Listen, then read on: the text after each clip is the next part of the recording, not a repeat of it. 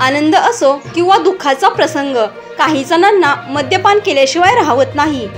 मग वयोमानाबरोबर मद्यपान करण्याची लागलेली सवय अगदी अखेरच्या श्वासापर्यंतची गरज ठरून जाते।